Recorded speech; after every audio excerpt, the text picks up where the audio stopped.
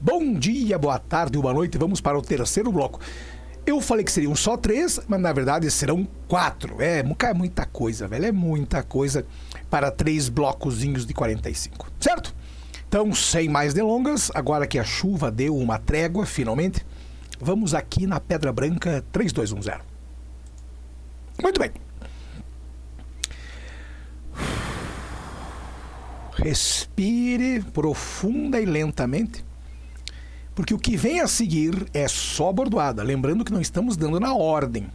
Estamos dando aí de acordo com o que eu vou lembrando. Porque, cara, é muita coisa, velho. Essa prova aí para o 9º ano será, como sempre foi, uma prova relativamente complexa. Trabalhosa, mas não difícil. Trabalhosa. Então agora eu vou embora do canto. Tchau. Muito bem. Nós estávamos vendo o conceito de função. Eu lhes contei, só relembrando para quem ficou dormindo amanhã ou à tarde ou à noite toda, só relembrando. Só pode ser função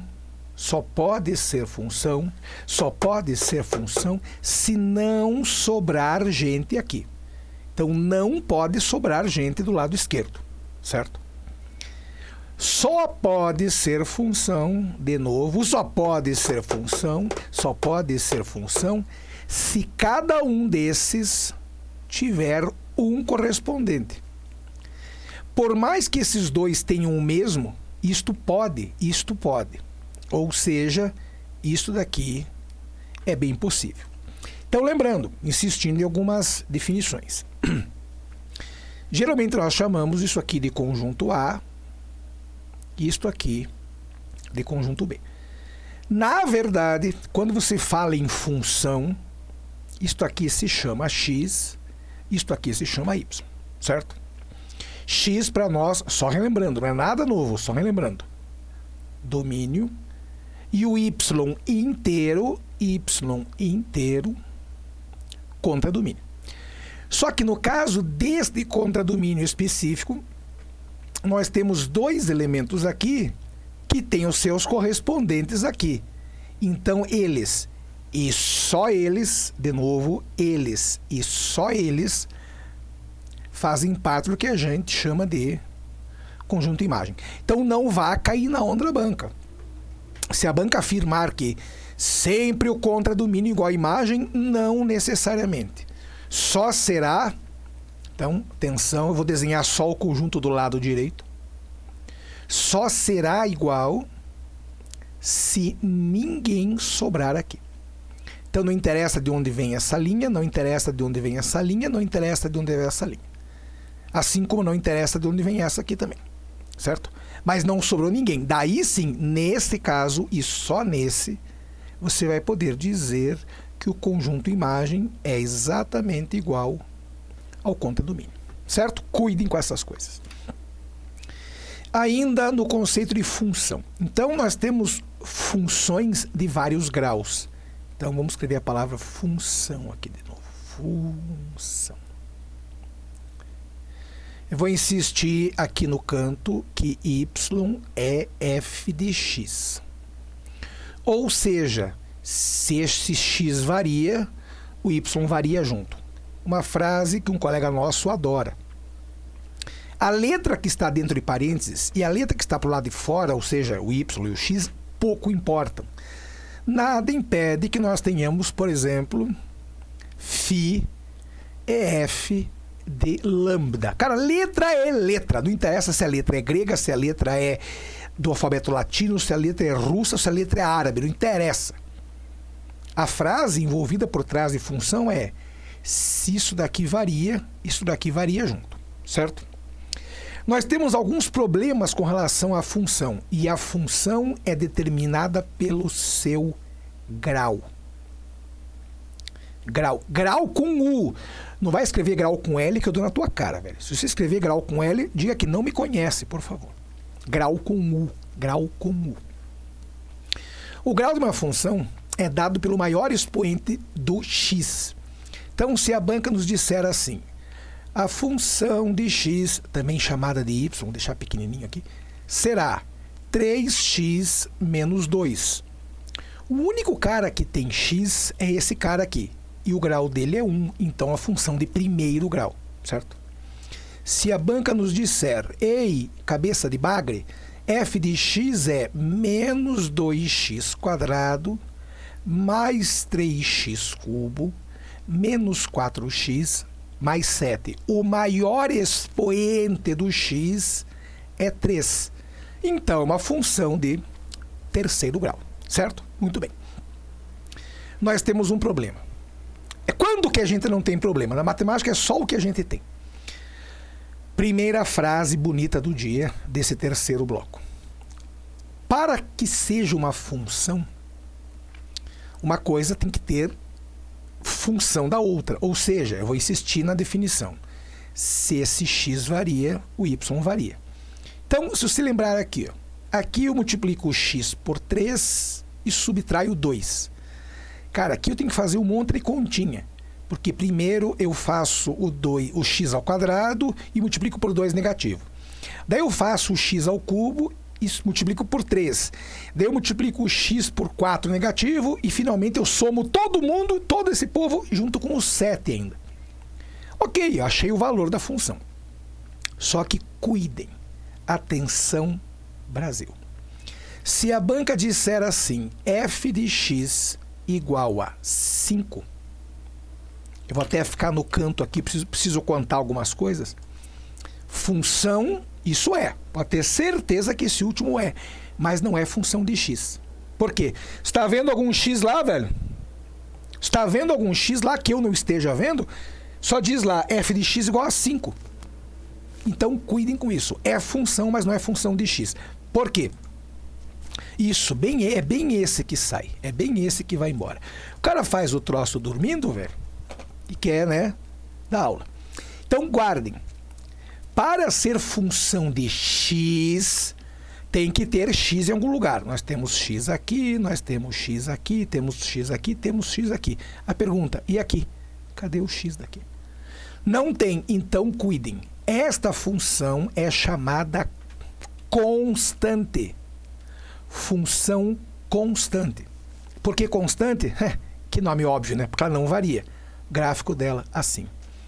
Ela será sempre 5, não interessa o que você coloque na função, mesmo porque não tem onde colocar. Eu não tenho, como a gente brincou agora há pouco, um quadradinho ou um x, ou uma letra A ou um lambda.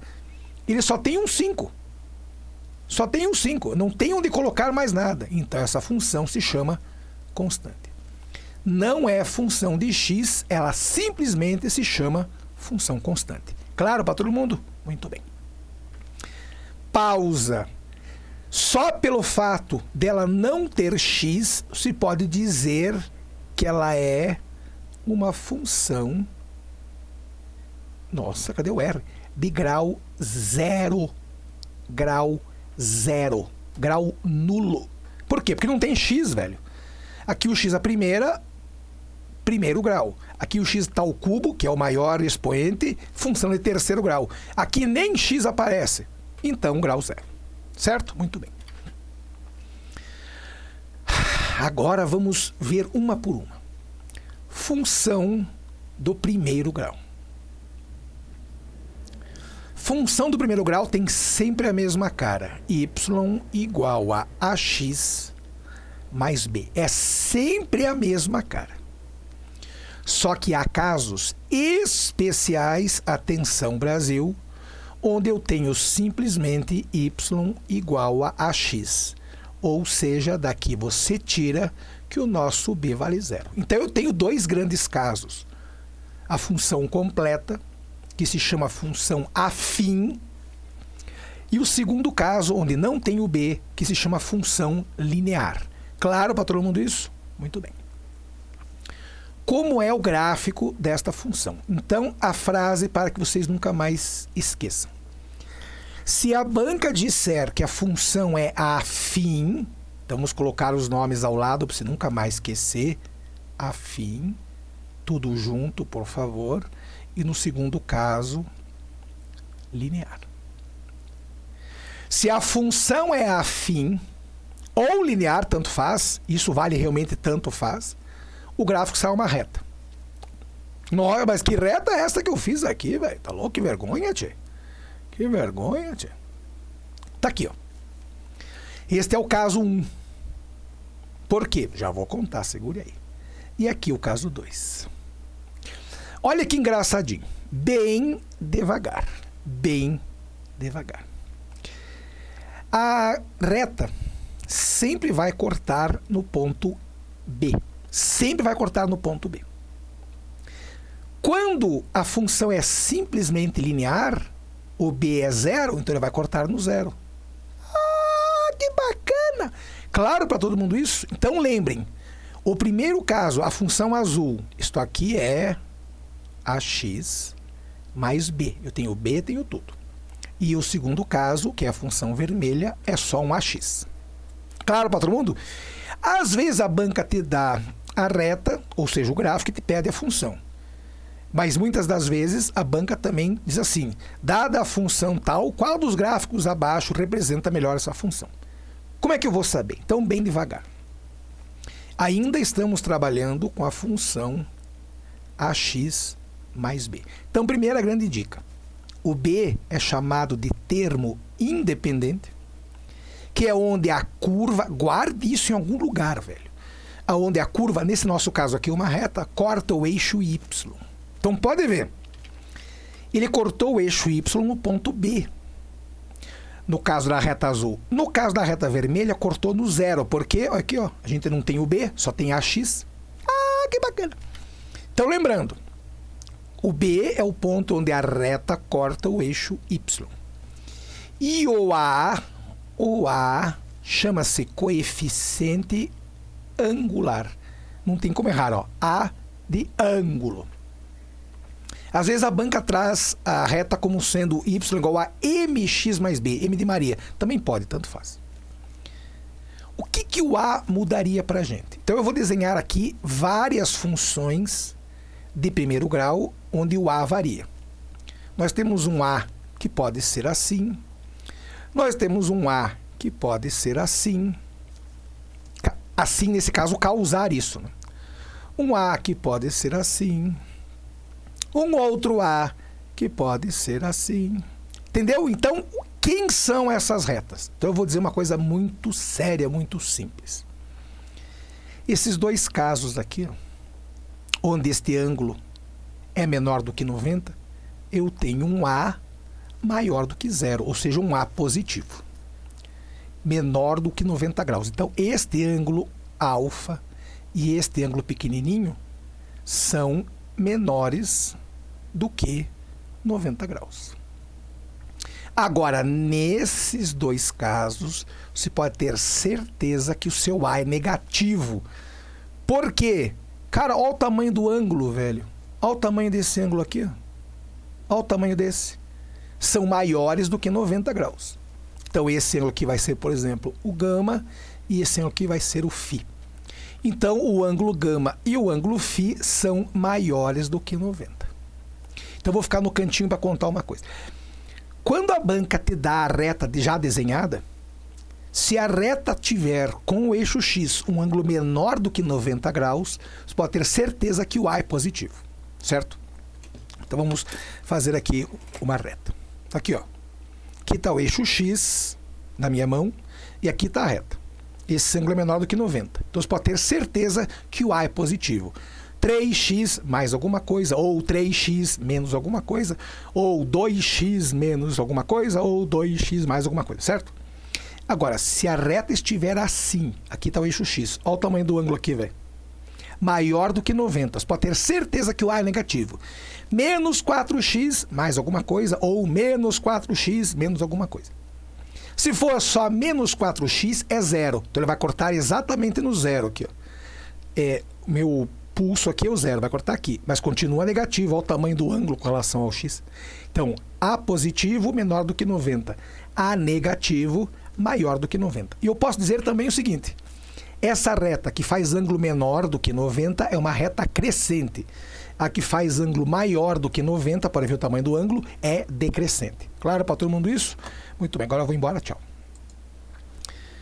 Nós temos uma coisa engraçadinha com relação às funções, eu até contei aqui. Toda função tem o seu grau, menos a função constante, que tem um grau chamado zero. E olha que engraçado. Quando você corta o eixo y, você o faz no ponto igual a b. Claro que se o b for zero, você vai cortar exatamente aqui na origem, certo? Só que tem uma coisa engraçadinha. Quando a banca pede para você quem é o zero da função, também chamado de raiz, você está perguntando, atenção Brasil, não esqueça disso, ó, raiz, eu quero saber quem é o x. Quando é raiz, quero saber quem é o x. Quando é a raiz, quero saber quem é o x.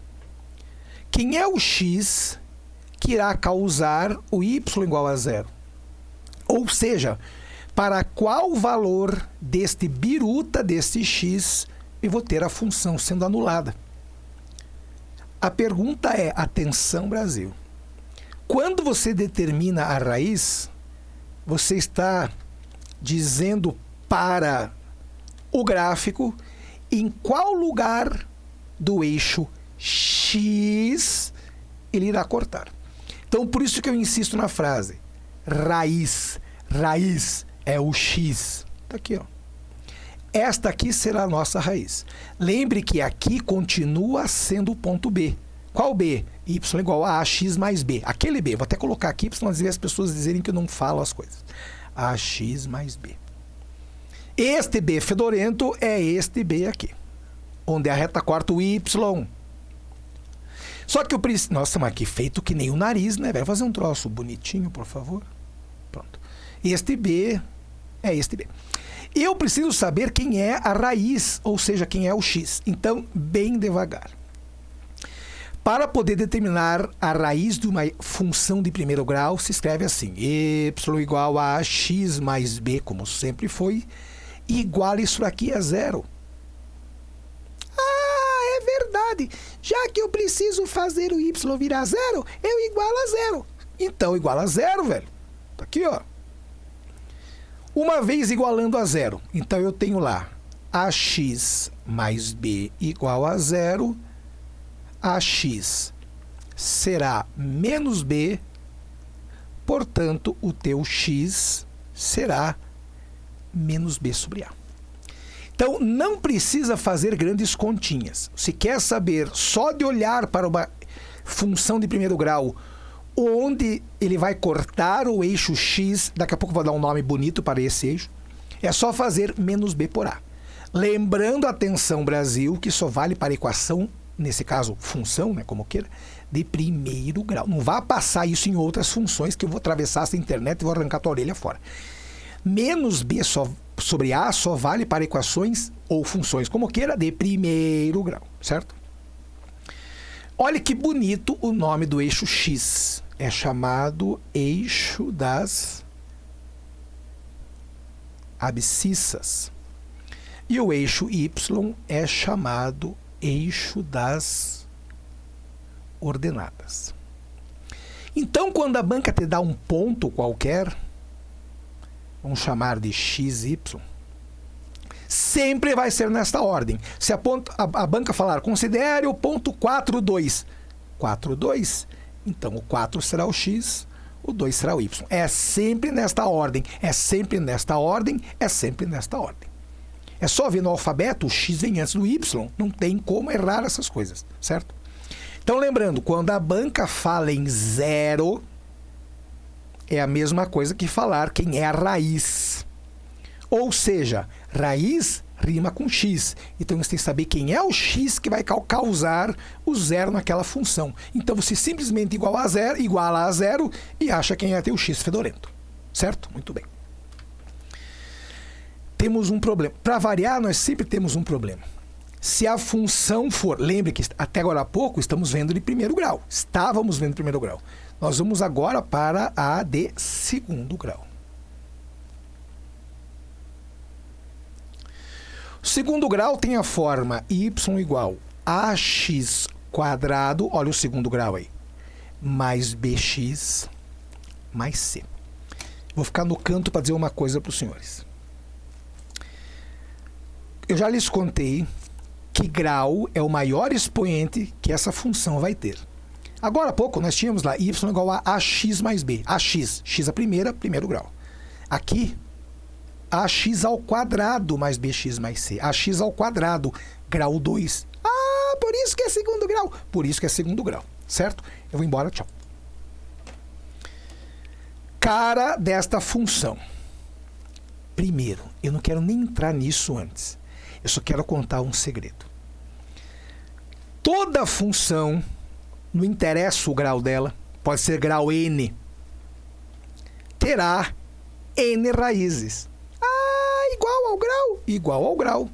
Então, o número de raízes será exatamente igual ao grau da função. Ah, então quer dizer que por isso que eu só tenho uma raiz na função de primeiro grau? Sim, é de primeiro grau só tem uma raiz. A função de segundo vai ter, adivinhe? Duas raízes. Muito bem. Entendeu de onde que as coisas surgem? Nada é o acaso. Eu vou contar primeiro 2 segredos simples, que não são segredos, na verdade, para ninguém. Só estamos relembrando algumas coisas. Quem determina a concavidade ou a boca do gráfico é o A. De novo, é sempre o A que determina algumas coisas.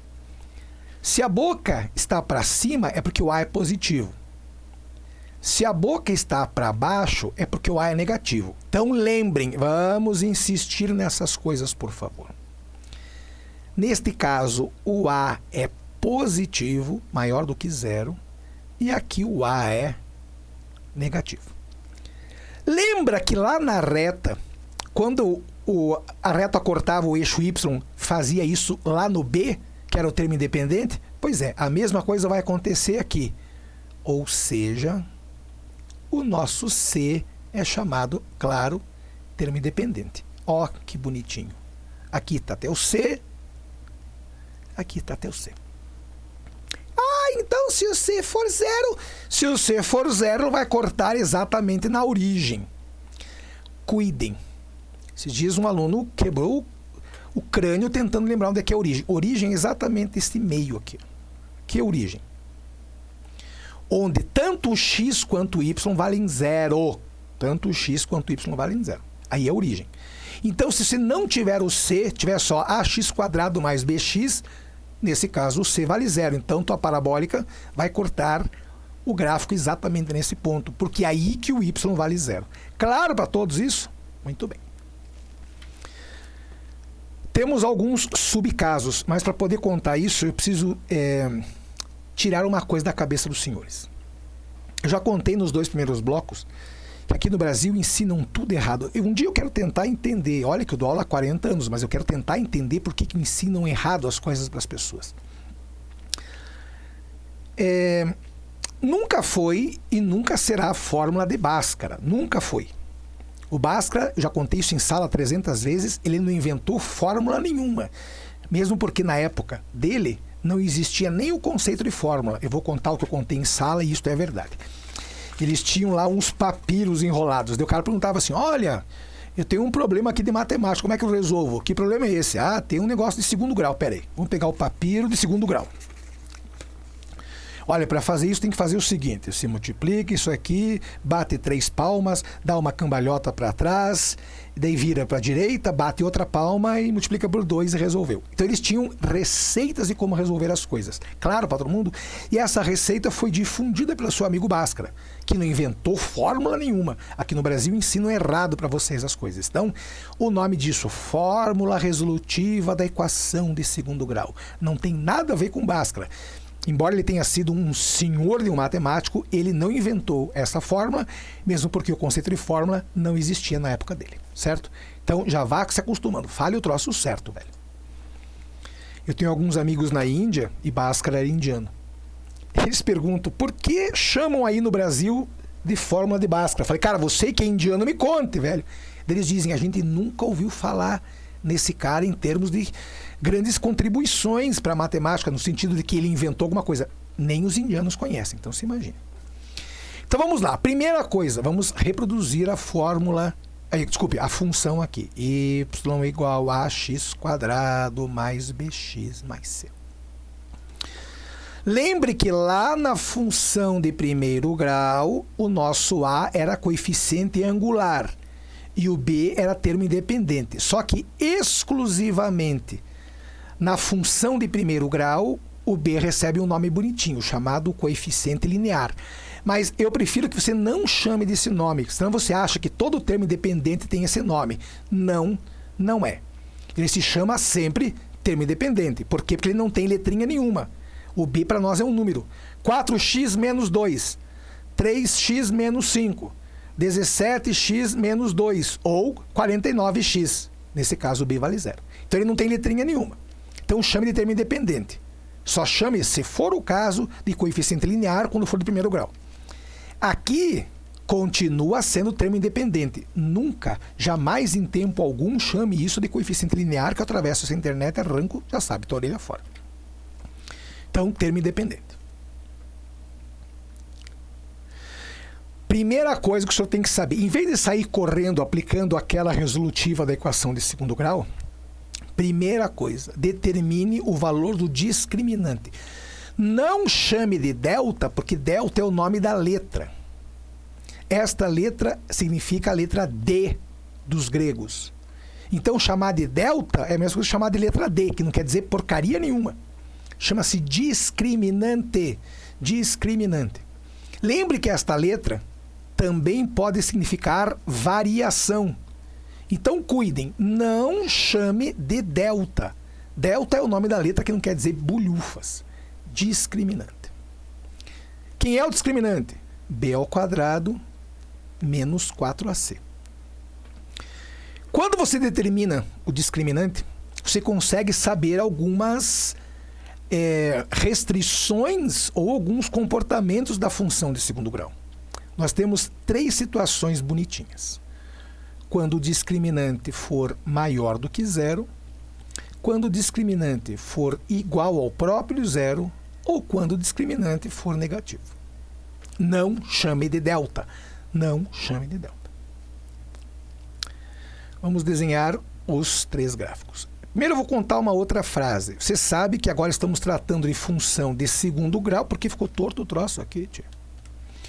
Se a função de segundo grau, vou insistir mais uma vez, de segundo grau, tem que ter 2 raízes. E olha que bonitinho. Aqui na de primeiro grau eu tinha um x só, tá aqui, uma raiz só. Ou seja, um valor que torna a função igual a 0. Aqui eu tenho 2 raízes, então o padrão é chamá-las de x' e x 2 linhas, ou x1 e x2, tanto faz. Olha o que acontece quando o discriminante é positivo. Claro, eu vou considerar aqui o A sendo positivo também. Isso vale para o A negativo, daí a boca vai ficar para baixo. Mas só para a gente saber do que estamos tratando. Quando o A é positivo, ou seja, a boca está para cima, e o discriminante também é positivo, eu tenho 2 raízes diferentes entre si. Eu tenho o x' aqui e o x, 2 linhas aqui. Isso quando o discriminante é positivo. Quando o discriminante fedorento é igual a 0, cuidem, não vá falar bobagem, por favor. Eu continuo tendo 2 raízes. Eu tenho que ter porque é uma função de segundo grau. Só que nesse caso, o x' é exatamente igual a x 2 linhas. Por exemplo, nesse caso aqui, menos 1 e menos 1. Ou 3 e 3. São 2 raízes iguais. Cuide agora. Se você falar isso diferente do que eu vou dizer aqui, você, por favor, não fale que me conhece. Quando o discriminante é negativo, nós temos um gráfico assim, ó, que não encosta no eixo x. Nunca, sob hipótese alguma, diga que não tem raiz. Claro que tem, porque tem que ter 2 raízes. O único problema é que nenhuma delas pertence aos reais. É aquilo que eu contei para vocês quando nós vimos conjuntos numéricos. Nós entramos na ideia dos números complexos. Ah, número imaginário. É verdade. É claro que não é intenção dessa nossa revisão você aprender de última hora número complexo. Mas supondo o seguinte, você cai numa equação que diz assim, x² é menos 4. Portanto, por que grudou lá o troço, tchê? x² igual a menos 4, portanto, o x será raiz de menos 4. Você sabe que não tem raiz de negativo. Não tem nos reais, porque lá nos complexos, o x será mais ou menos 2i. Olha quem apareceu aqui, o i de imaginário. Mas para nós isso não interessa. Então, só por favor, resista à tentação de dizer que não tem raiz. Ele não tem raiz real, mas que tem raiz, tem sim. Claro para todo mundo? Tudo bem. Lembrando só que no caso do A negativo, a boca estará para baixo. Então, só lembrando, estamos assumindo aqui que o A é positivo, certo? Então, se o A for negativo, a única diferença é que a boca vai estar para baixo. Eu não vou nem desenhar para não poluir o gráfico demais, mas só lembre, quem determina como é que está a sua parabólica é o valor do discriminante. Então, eu vou contar aqui no canto um segredo. A banca diz assim, dada a função 2x² mais 4x mais m, m de Maria, determine o valor de m para que esta função tenha duas raízes iguais. Então, você pensa, para ter duas raízes iguais, o discriminante tem que ser 0. Então, se você sabe que o discriminante é b² menos 4ac, você iguala esse negócio aí a 0. No lugar do A, você põe o valor do A. No lugar do B, você põe o valor do B. E no lugar do M, no lugar do C, você põe M, porque você não sabe quem é o C ainda. Resolve quem tem que resolver, isola o M, matou sua questão. Então, lembrem, a banca faz isso de propósito. Então, ela te dá a equação com uma condição. Quando que nós teremos duas raízes iguais? Você tem que vasculhar na memória e lembrar que para termos raízes iguais, o seu discriminante tem que ser nulo. Claro para todo mundo? Muito bem, vou embora. Tchau. Certo? Tô bem. O que o seu amigo Bhaskara difundiu e não criou? Ele disse o seguinte, eu posso achar o valor de x fazendo assim, menos b mais ou menos a raiz do discriminante dividido por 2a. As pessoas me perguntam, por que mais ou menos? Se eu preciso de duas raízes, já que a fedorenta da função é de segundo grau, eu vou primeiro pelo caminho verde, ó, menos b menos raiz do discriminante. E depois vou pelo caminho rosa, menos b menos a raiz do discriminante. Então, o caminho verde, menos b mais a raiz do discriminante. O outro caminho, menos b menos a raiz do discriminante. Ou seja, daí que eu tiro as minhas duas raízes. X' sai daqui e x² sai daqui. Certo? Por isso que quando o discriminante é 0, raiz de 0 é 0 mesmo. Por isso que a raiz fica só sendo menos b por 2a. Certo? Tudo bem. Eu vou contar uma frase, essa aqui vai em homenagem... não posso contar o nome das pessoas. Não, mas eu falei do Mateuzinho, vou falar dela também. Essa aqui vai em homenagem a Samira. A Samira que gostava dessa palavra que eu vou dizer aqui. Eu já contei, já desenhei, vou desenhar de novo as duas situações possíveis. Vamos só empurrar isso aqui um pouco mais para cá, né, tchê? Senão aqui não tem espaço para nada. O cara não se programa, o cara faz um espaço muito pequeno para as coisas, e daí o troço não cabe, daí o cara fica reclamando, o programa é ruim. Não, o cara que não se programou mesmo. As duas situações possíveis. Ou a sua parabólica está com a boca para cima, ou a sua parabólica está com a boca para baixo. Não tem como ser diferente. Então, homenagem a Samira, que gosta dessa palavra. Quando ela está com a boca para cima, ela vem lá do mais infinito, desce, desce, desce, chega até aqui, e depois sobe de novo até o mais infinito. Quando ela está com a boca para baixo, ao contrário, ela vem lá do menos infinito, sobe, sobe, sobe, vem até aqui e depois desce de novo até o menos infinito. Pausa. Este ponto aqui, ou esse ponto aqui, tanto faz, é chamado de vértice. Ou bico, é só lembrar de pato. E de passarinho. O passarinho tem bico. Então, para nós, se a boca... Guarde bem isso, hein? Se a boca está para baixo, eu tenho... Desculpe. Se a boca está para cima, eu tenho um ponto de mínimo. Se a boca está para baixo, eu tenho um ponto de máximo. Ambos são chamados de vértices. Como é que eu calculo o vértice? Então vamos lá. O bico, Samira que gosta dessa palavra. Vértice. X do vértice será menos B por 2A. Y do vértice menos o discriminante dividido por 4A. Pergunta que eu escuto há 350 anos que eu dou aula. Então já vou contar uma coisa para os senhores. Vamos só fazer esse negócio aqui passear. Vem todo mundo aqui, vamos passear. Venha. Pronto. Para ficar bonitinho. Quando que eu uso um, quando eu uso o outro? Lá na física, quando o povo fala em lançamento de projétil, por exemplo, ou lançamento de uma bola, você pode ter certeza que a bola vai fazer esse movimento. Com a boca para baixo. Então eu terei um vértice aqui, ó. Supondo que eu tenha no eixo X o tempo e no eixo Y, que eu não desenhei de propósito, mas vou desenhar agora, que eu tenha aqui a altura. É só colocar no lugar certo. Isso. Pronto. Então aqui está a altura.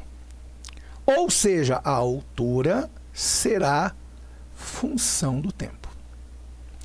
Se a banca... Guarde bem isso em algum lugar, anote isso, nem que seja na ponta do nariz ou no rim, sei lá, se vire. Se a banca lhes perguntar quando que a bola vai atingir a altura máxima, quando é o tempo, então eu preciso calcular o X do vértice. Se a banca perguntar qual é a altura máxima atingida, a altura máxima, ou seja, a altura, então é o Y do vértice. Então a frase sempre é a seguinte: você vai aplicar de acordo com o que é pedido. Por isso que eu insisto tanto naquelas duas siglas. O que temos é o que a banca te dá, o que queremos é o que a banca te pede. Por favor, fique de olho nisso. Se a banca pedir em que momento acontece a altura máxima, em que momento é o tempo é o X do vértice. Então, só para que as coisas fiquem claras, vamos colocar aqui, então, de maneira bem graciosa, assaz graciosa, as coordenadas. Mas por que essa mesa pegou esta mania de fazer o troço torto agora, velho? Por causa da chuva, será? Muito bem. Vamos só colocar no lugar certo. Amanhã essa mesa e eu teremos uma conversa, né, ao pé do ouvido. Este aqui é o X do vértice e este é o Y do vértice. Ou seja, o X é quando e o Y é o valor máximo que o projétil vai atingir, que a bola vai atingir, que a ação de um mercado, que você vai comprar ações, por exemplo, vai atingir, o preço de um produto. Ou seja, aqui é valor. No caso do Y, geralmente é valor. Qual o valor máximo que eu vou atingir? E no X, geralmente é quando. Quando. Claro para todo mundo? Tudo bem. Matamos esse assunto insuportável. Agora vem um que é... Eu sei que a maioria esmagadora odeia. Vou falar inclusive o nome dela, que eu sei que ela odeia isso. Então, desculpem, dona Elisa, eu sei que a senhora odeia isso. Divisão de polinômios. Cara, onde é que você vai usar isso na vida, velho? Eu fico imaginando você no colégio militar do estado do Paraná, ou em outro estado qualquer. O sargento diz assim: seu 05, sim senhor! Por favor, divida um polinômio. Sim senhor, vou dividir um polinômio. Não, né? Você não vai usar isso no colégio militar. Mas se você não souber, você não entra no colégio da Polícia Militar. Então o senhor tem que saber, seu 05, o senhor tem que saber o que é a divisão de polinômios. Sim senhor, estou indo embora, tchau. Sim senhor. Divisão de polinômio. Troço de gente biruta. Como é que isso se aplica? Então, lá bem devagar. Eu tenho um polinômio chamado P, nossa, que povo criativo, e outro chamado Q. Se eu dividir um pelo outro, eu terei um polinômio chamado R e mais um resto. Pausa, bem devagar, bem devagar. Polinômio. Poli quer dizer muitos, nômio quer dizer nomos, termo. Então é algo que tem vários termos. Quando eu divido um polinômio por outro, o resultado vai ser um polinômio, mais um resto, caso exista. Então, às vezes o resto pode ser zero. Claro para todo mundo? Às vezes o resto pode ser zero. Mas a frase é, por que eu divido um polinômio? Então, já caiu lá em nossos simulados. A função de dividir um polinômio por outro é de diminuir o seu grau. Diminuir o grau do polinômio. Então, um exemplo aqui, eu vou embora, tchau.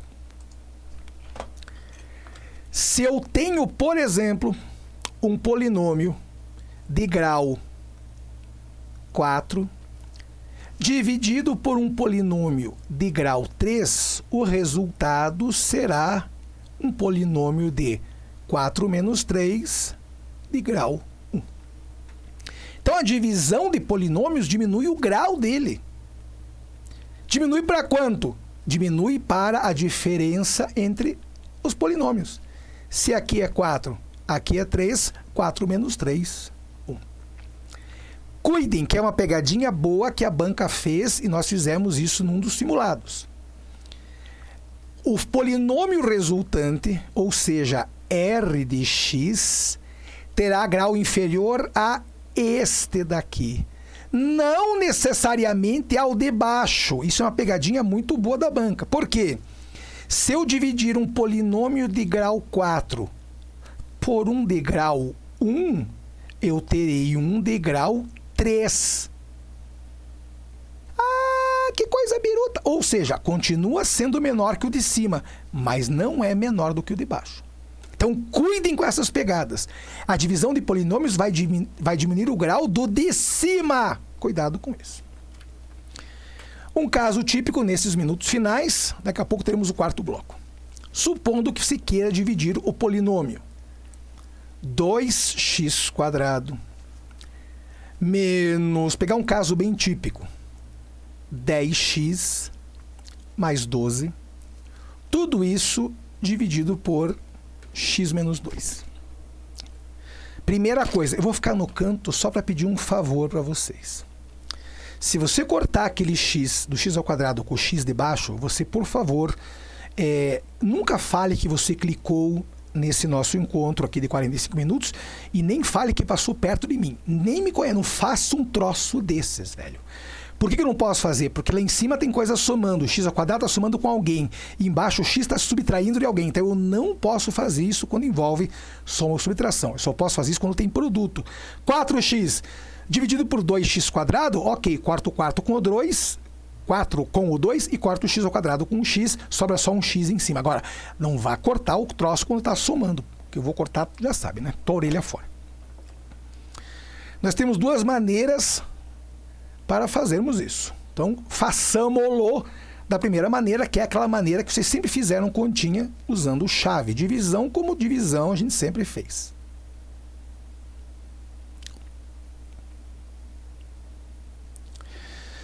Veja, exatamente o que está aqui em cima, nós reproduzimos aqui embaixo, como a gente sempre fez. Se você tivesse que dividir 8 por 3, você faria 8 por 3, como sempre fez. Então, vamos fazer aqui. Agora vem, não é segredo, quem teve aula comigo sabe do que eu estou falando, mas vamos lá. Você pega o maior expoente do lado esquerdo, está aqui, 2x², e divide pelo maior expoente do lado direito, que nesse caso é o x. Então, vamos lá. 2x² dividido por x, sobra 2x. Certo? Tem dúvida? Vou voltar aqui. Eu vou arranjar um cantinho aqui. 2x² por x. Estamos fazendo isso, né? 2x² por x. Quem é 2x²? É 2x vezes x, né? Porque é x². Você pega esse x, corta com isso, 2x. Claro para todo mundo? Então tá lá, 2x. Cuide na volta. Quando você faz a volta, Você tem que multiplicar este cara que você tem aqui por todo mundo e vai voltando com o sinal trocado. Então, cuide com isso. 2x vezes... Não se esqueça que aqui é menos 2, hein? 2x vezes menos 2 fica menos 4x. Quando vem para cá, vira mais 4x. 2x vezes 2 fica 2x ao quadrado. Quando você vem para cá, fica menos 2x ao quadrado. Sempre muda de sinal. 2x quadrado menos 2x quadrado, isso aqui vai embora. 10x negativo somado com 4x fica menos 6x. Deve ser baixa o 12 fedorento lá. Menos 6x dividido por x, claro que esse negócio aqui dá menos 6. Daí, de novo, pega este cara, multiplica por todo mundo e volta com o sinal trocado.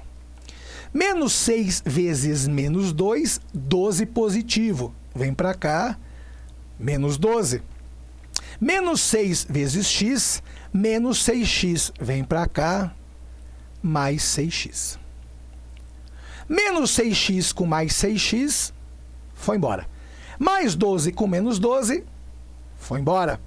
Então, se pode ter certeza que a divisão deu exata. Então, quem é a divisão... Vamos arrancar esse negócio fora, já não nos é mais importante. Isso aqui foi embora, pronto. Quem é a divisão de 2x ao quadrado menos 10x mais 12 por x menos 2? Isso aqui vai dar 2x menos 6 com resto zero. Certo? Respire profundamente, porque esse foi só o terceiro bloco. Teremos o quarto daqui a pouco. Respire, descanse um pouquinho, daqui a pouco eu volto. Grande abraço. Fui!